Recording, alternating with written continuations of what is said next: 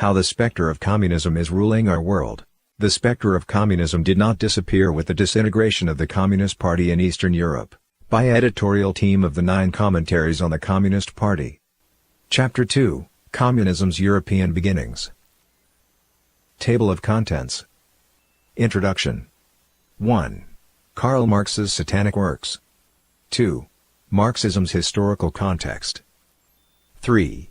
The French Revolution. 4. Communism debuts in Paris. 5. First Europe, then the world. References. Introduction. Many of the prophecies foretold in Orthodox religions have come to pass, as have the predictions made by Nostradamus and prophecies passed down in cultures around the world, from Peru to Korea. There have been surprisingly accurate prophetic texts throughout Chinese history, from the Han to the Ming dynasties. These prophecies tell us the important truth that history is no coincidental process, but a drama in which the sequence of major events has already been pre-established. In the end of times, which could also herald the beginning of a new historical cycle, all religions of the world are awaiting one thing: the arrival of the Creator in the human realm. All dramas have a climax. Though the devil has made its arrangements to destroy humankind, the Almighty Creator has his means of awakening the world's people, helping them escape the devil's bondage, and offering them salvation. Today, unfolding in the final epoch before the Creator's appearance, is the ultimate battle between good and evil. Orthodox religions the world over have foretold that in the era of the Creator's return, the world would be awash with demons, abominations, and ominous events as humanity lost its moral restraints. This is none other than the world of today. The state of degeneration we face today has been long in the making. It began hundreds of years ago, with the rise of its core driving force, atheism and the deception of humanity. It was Karl Marx who created an ideology to encompass the deception in all its permutations, and it was Vladimir Lenin who put the theory into brutal practice. Marx, however, was not an atheist. He followed the devil's cult and became the demon whose mission was to prevent man from recognizing the Creator in the end times.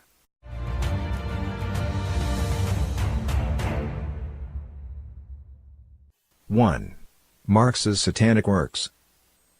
Marx published many books throughout his life, the best known being the 1848 Communist Manifesto and the 3 volumes of Das Kapital, published between 1867 and 1894.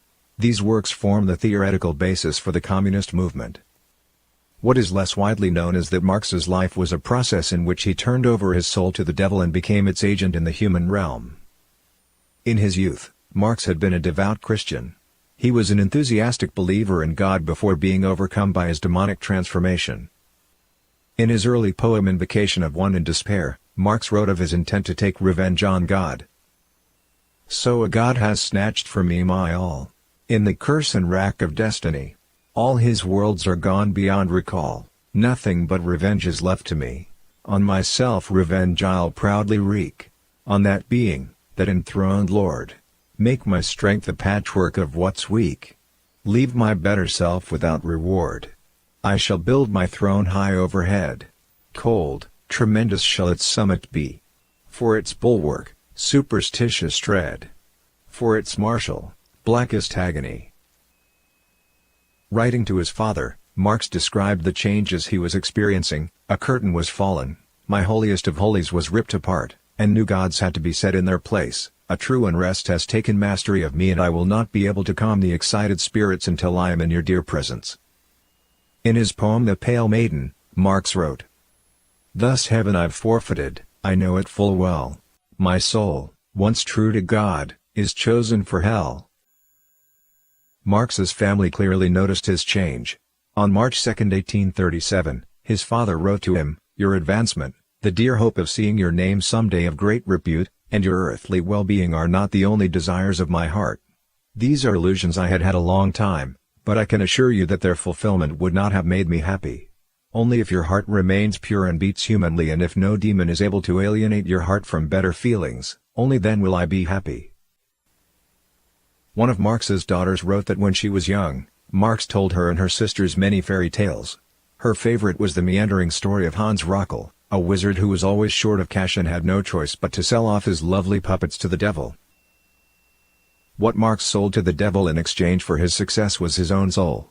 Describing himself in The Fiddler, Marx wrote, How so? I plunge without fail. My blood black saber into your soul. That art God neither wants nor vists. It leaps to the brain from hell's black mists. Till heart's bewitched, till senses reel. With Satan I have struck my deal. He chalks the signs, beats time for me. I play the death march fast and free. In the biography Marx, author Robert Payne wrote that the stories Marx told might be taken as an allegory for his own life and that he seemed to be knowingly acting on the devil's behalf. Marx's soul turned to evil. In his rage against God, he joined the devil's cult. The American political philosopher Eric Voegelin wrote, Marx knew that he was a God creating a world, he did not want to be the creature. He did not want to see the world in the perspective of creaturely existence, he wanted to see the world from the point of the coincidentia oppositorum, that is, from the position of God. In his poem Human Pride, Marx expressed his will to break away from gods and stand with them on an equal footing. Then the gauntlet do I fling, scornful in the world's wide open face. Down the giant she-dwarf, whimpering, plunges, cannot crush my happiness. Like unto a god I there, through that ruined realm in triumph roam. Every word is deed and fire, and my bosom like the Maker's own. Marx actively rebelled against the divine. I long to take vengeance on the one who rules from above. The idea of God is the keynote of a perverted civilization. It must be destroyed. Soon after Marx died, his housemate Helene Demuth said of him, he was a God-fearing man. When very sick, he prayed alone in his room before a row of lighted candles, tying a sort of tape measure around his forehead. Marx's prayer, as scholars have said, was neither Christian nor Jewish, but the real Marx was not atheist. Throughout human history, great sages taught sentient beings the way to enlightenment and laid the foundations of the world's civilizations. Jesus Christ established the bedrock of Christian civilization, and Laozi's wisdom is the foundation of Taoism, a central pillar of Chinese philosophy. In ancient India, Shakyamuni's teachings led to Buddhism. The origins of their wisdom is a wonder. Jesus was virtually illiterate. While the other sages may have been well-read, they obtained their insights from enlightenment and cultivation, not from ordinary studies. Marx's theories reference the work of previous intellectuals, but ultimately originated from the evil Specter. He wrote in the poem on Hegel, Since I have found the highest of things and the depths of them also, rude am I as a god, cloaked by the dark like a god. By the Specter's arrangement, Marx entered the human world and established the cult of communism to corrupt human morality, with the intention that mankind would turn on gods and doom themselves to eternal torment in hell.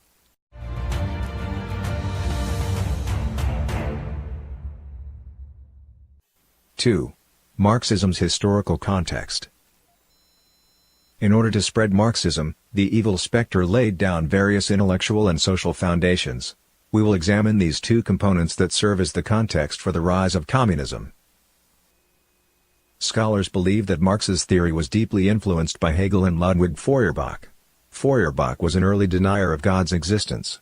He believed that religion was no more than an understanding of the infinity of perception, that is to say, that people invented God by imagining their own abilities writ large. Feuerbach's theory sheds some light on how communism emerged and spread. Advances in science, mechanization, material goods, medicine, and leisure created the impression that happiness is a function of material wealth. Therefore, any dissatisfaction must arise from social limitations. It seemed that with material advancement and social change, people would have the means to build a utopia without any need for God. This vision is the principal means by which people are lured, then initiated, into the cult of communism. Feuerbach was not the first to reject Christianity and God. Friedrich Strauss questioned the authenticity of the Bible and the divinity of Jesus in his 1835 book Life of Jesus. We may trace such atheist ideas back to the Enlightenment in the 17th and 18th centuries or, if need be, to the time of the ancient Greeks. But that is not the purpose of this book. Although Marx's The Communist Manifesto was written over a decade prior to the publication of Charles Darwin's On the Origin of Species, the theory of evolution provided Marx with ostensibly scientific grounding. If all species naturally happened as a result of natural selection, and human beings are merely the most advanced of organisms, then there is no room for God. That the theory of evolution is full of loopholes and flaws is well documented, but a discussion of that subject lies beyond the scope of this book. In December 1860, Marx wrote about Darwin's theory to his associate Friedrich Engels, praising On the Origin of Species as the book that contains the natural history foundation for your viewpoint, historical materialism. In a letter to the socialist philosopher Ferdinand Lassalle in January 1862, Marx said, "Darwin's book is very important and serves me as a natural scientific basis for the class struggle in history." The theory of evolution in the field of natural science and the materialism in the field of philosophy provided Marxism with two powerful tools for misleading and recruiting followers. Society underwent profound changes in Marx's lifetime. In 1769, Watt's improved steam engines ushered in the first industrial revolution, replacing small artisan communities with mass production. Technical advancement in agriculture freed up surplus labor to move to cities and toil in factories. Free trade created innovation in sales and marketing. Industrialization invariably fosters the rise of cities and the flow of people, information, and ideas. In cities, people are not as connected to each other in comparison to rural life. In a city, even an outcast can write books.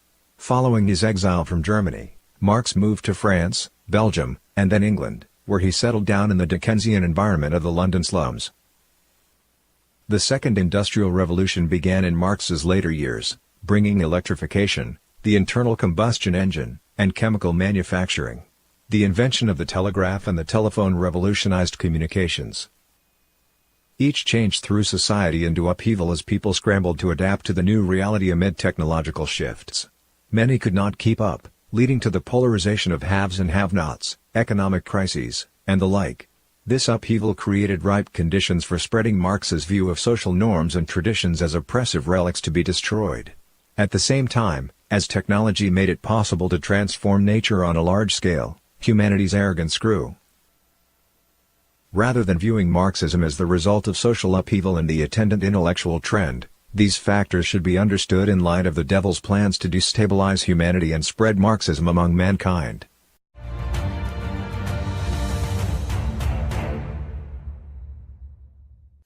(3) The French Revolution.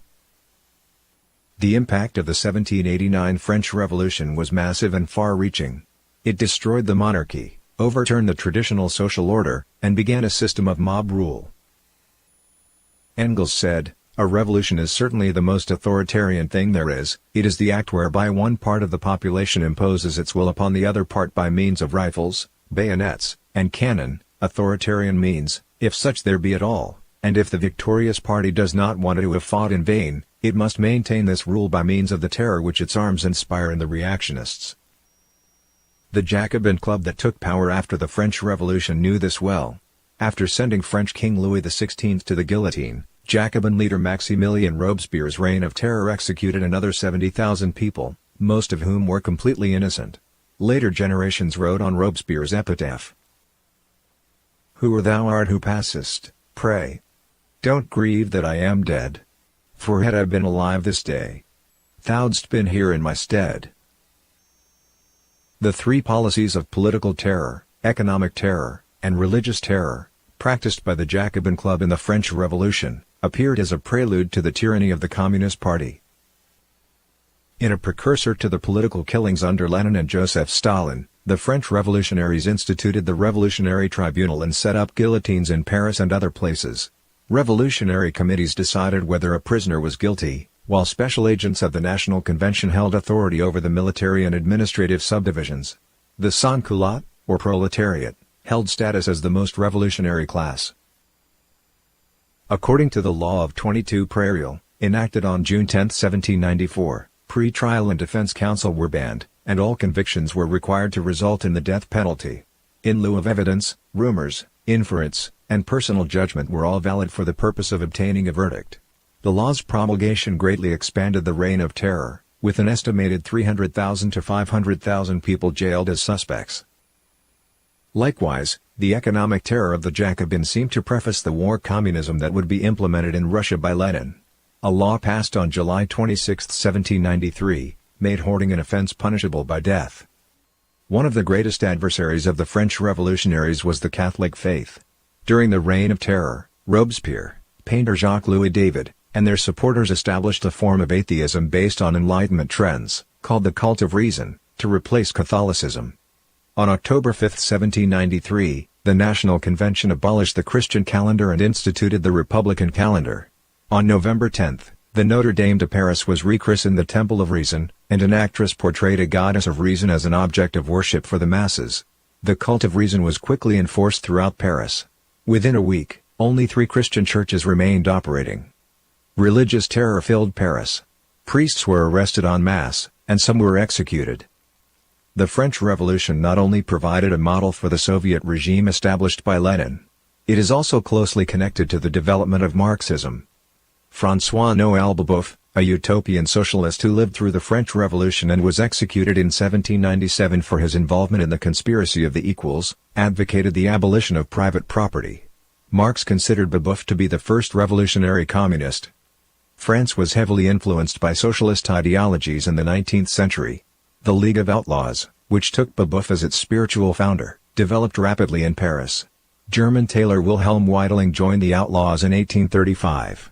Under his leadership, the secret society renamed itself the League of the Just. In a meeting held in June 1847, the League of the Just merged with the Communist Correspondence Committee led by Marx and Engels to form the Communist League led by those two men. In February 1848, Marx and Engels published the foundational work of the International Communist Movement, the Communist Manifesto. The French Revolution was just the beginning of a long period of social turmoil throughout Europe as revolutions and insurrections took place one after another from the end of Napoleonic rule, affecting Spain, Greece, Portugal, Germany, various parts of Italy, Belgium, and Poland. By 1848, revolution and war spread throughout Europe, providing an optimal environment for the spread of communism. In 1864, Marx and others established the International Workingmen's Association, also known as the First International, placing Marx as the spiritual leader of the communist workers' movement. As effective leader of the First International, Marx worked to create a core group of strictly disciplined revolutionaries who would rally the workers to insurrection. At the same time, he found a need to banish those who disagreed with him from the organization. Mikhail Bakunin, the first major Russian Marxist, gathered many recruits for the communist movement, but Marx accused him of being a Tsarist agent and expelled him from the First International. In 1871, the French branch of the First International launched the first communist revolution, the Paris Commune.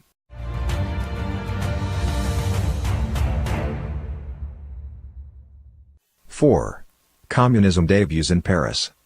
The Paris Commune was established following France's defeat in the Franco-Prussian War of 1870. Though French Emperor Napoleon III had surrendered, the Prussian armies lay siege to Paris before withdrawing.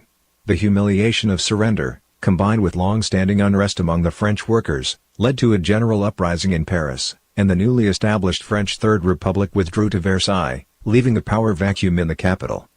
In March 1871, the Paris Commune began with the rebellion of armed mobs and bandits from the lowest rungs of society, led by socialists, communists, anarchists, and other activists. The movement was affiliated with and heavily influenced by the First International. It aimed at using the proletariat as the agents of revolution to destroy traditional culture and transform the political and economic structure of society.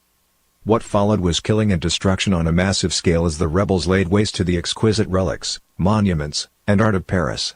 One worker asked rhetorically, "What good does it do me for there to be monuments, operas, café concerts where I have never set foot because I don't have the money?" A witness to the destruction said, "It is bitter, relentless, and cruel, and is, no doubt, a sad legacy of the bloody revolution of 1789. Another described the Commune as a revolution of blood and violence and the most criminal act the world has ever seen. Its participants were madmen, drunk with wine and blood, and its leaders ruthless desperados, the refuse of France. The struggle between tradition and anti-tradition had begun in the French Revolution and continued to play out 8 decades later.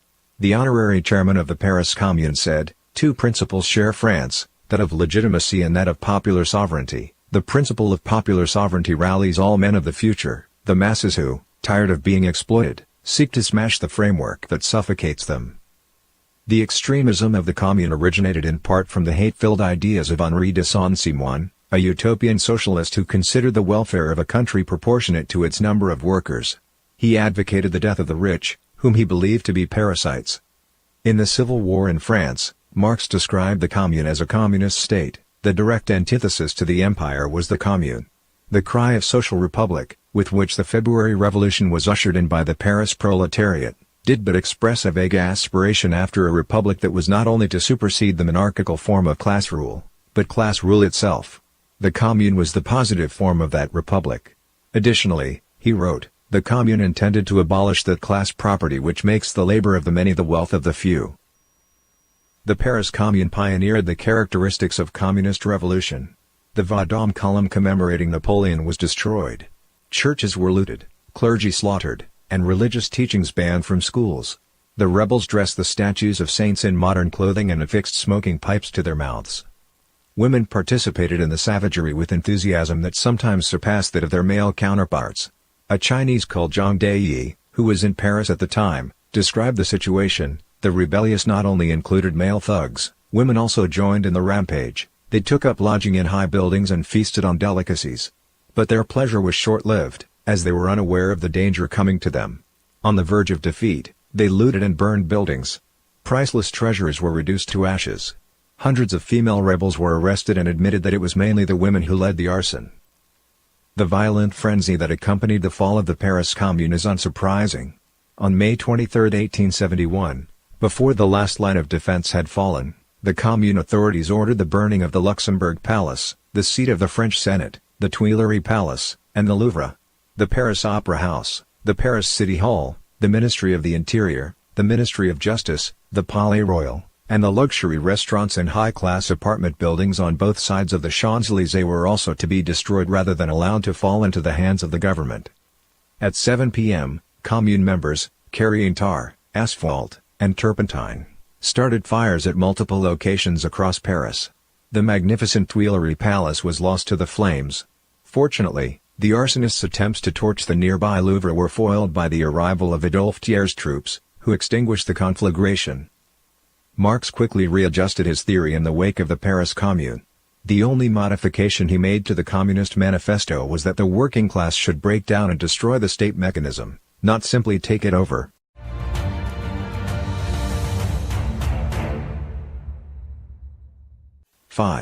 First Europe, then the world. Marx's updated manifesto made communism even more destructive in nature and widespread in influence. On July 14, 1889, 6 years after Marx's death, 13 years after the dissolution of the First International, and 100 years after the French Revolution, the International Workers' Congress was revived. Marxists rallied again in what historians refer to as the Second International. Guided by communism and voicing slogans like "Liberate humanity" and "Abolish social classes," the European workers' movement established itself rapidly. Lenin said, "The services rendered by Marx and Engels to the working class may be expressed in a few words thus: they taught the working class to know itself and be conscious of itself, and they substituted science for dreams."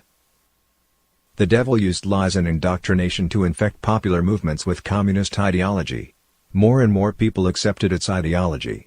By 1914, there were close to 30 global and local socialist organizations, and countless more trade unions and cooperatives.